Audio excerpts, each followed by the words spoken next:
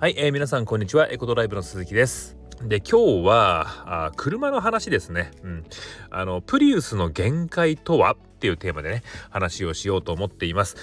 実はですね、メンテナンスで来店されたうちのお客さんのプリウスの話なんですけど、めっちゃ走行距離乗ってるんですよ。皆さん車ってどれぐらい走ると思います？ 10 万マイル ?10 万マイルってキロにすると16万キロですね。1マイルあたり 1.6 キロなので、それとも20万マイルですかね。20万マイルって言うと32万キロ。すごいですよね、これも。いや、今日整備した車はですね、なんと30万マイルですよ。48万キロのプリウス。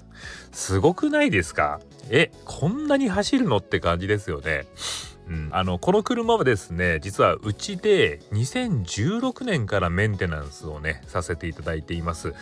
その時はですね、だいたい9万マイルぐらいだったんですよ。9万マイルっていうとね、14万キロぐらいだったから、それでも結構乗ってますよね。いやでもね、車もすごいけど、それだけ乗るオーナーさんもすごい。あっぱれですよ、本当に。ちょっとね、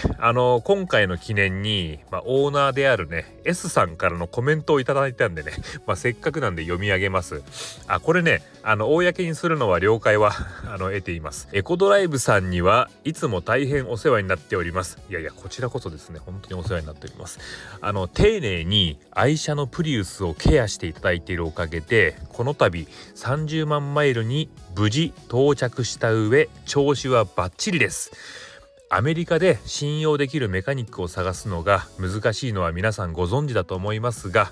こちらでは誠実に取り組んでいただいていると分かっているので、全く心配することなく安心してお任せできますし、急なトラブルにも何度も柔軟に対応していただき、本当にありがたく思っております。今後ともよろしくお願いします。 S さん分かってますねやっぱりメンテナンスしてる会社が優秀なんですかねなんか完全にうちの宣伝になってしまってませんかね。いやー、本当にね、ありがたいコメントいただいてありがとうございます。これはですね、ズバリオーナーさんの乗り方だと思いますよ。やっぱりね、愛着を持って接してあげると本当にね、車って長持ちするんですよ。反対にね、粗末に扱っちゃうと車もひねくれてね、本当にね壊れるんですよ。本当ね、そんなもんですよ、本当。いやでもね、やっぱりオーナーさんのS さんがねおっしゃる通り、どんな優秀な車でも優秀なメカニックがメンテナンスしてるとしてないのでは、やっぱりね差が出てくることってあると思うんですよね。で、これまでね8年間メンテナンスしてるのはね、もちろんうちの会社の工場長奥田亮ですよ。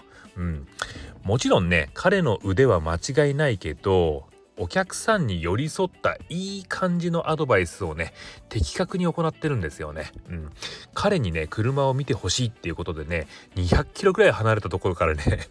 わざわざ持ってきてくれる方もいるんですよ。彼の話をねちょこっとすると、彼はねもともと日本のトヨタのディーラーで8年間働いてたんですね。でそこで、トヨタ検定ってのがあるんですけど、そのトヨタ検定のね1級というね、最高峰のライセンスを取って、